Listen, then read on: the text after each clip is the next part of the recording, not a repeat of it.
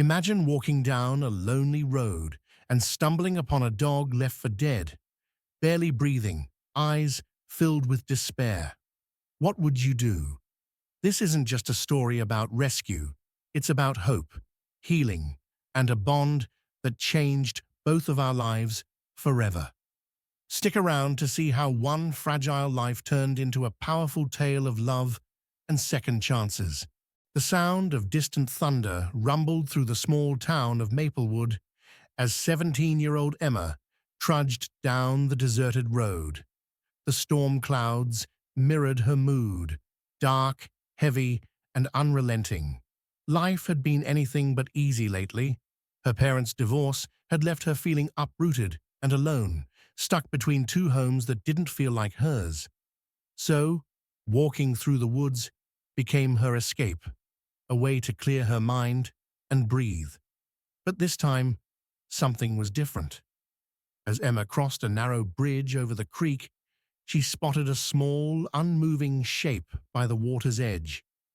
At first, she thought it was a pile of trash, left to rot in the storm's aftermath. But as she got closer, her heart stopped. It was a dog. The animal was barely breathing, its matted fur caked with mud and blood. Thin to the point of emaciation, the dog looked like it had been through a war. Its ribs jutted out, its eyes were half closed, and its body shivered in the chilly breeze. Emma knelt beside it, her throat tightening. "Hey there, buddy," she whispered softly, her voice trembling. "I've got you. You're not alone anymore." The dog opened its eyes, a pair of amber orbs that flickered with faint hope, and let out a weak, pitiful whine. That sound broke Emma's heart. Without thinking twice, she pulled off her jacket, wrapped it gently around the trembling dog, and lifted it into her arms. It was heavier than it looked, but Emma didn't care. The walk home was long, her shoes squelching in the mud as the rain began to drizzle. Her stepdad grumbled when she burst through the door with the soaking, injured animal, but her mom took one look and grabbed an old blanket. Together, they worked to clean the dog up, gently rinsing its wounds and offering it small bits of food and water. That night, Emma sat on the floor next to the dog, watching its chest rise and fall in shallow breaths. She stroked its fur, whispering promises she wasn't sure she could keep. "You're safe now. I'll take care of you." She decided to call him Bear, because despite his fragile state, there was a quiet strength in his eyes. The next few weeks were a whirlwind of vet visits, sleepless nights, and countless moments of doubt. Bear had been through more than Emma could imagine: severe malnutrition, untreated injuries, and a deep fear of human contact. At first, he wouldn't even eat unless Emma sat beside him. But slowly, with patience and love, Bear began to heal. He started wagging his tail when Emma came home from school.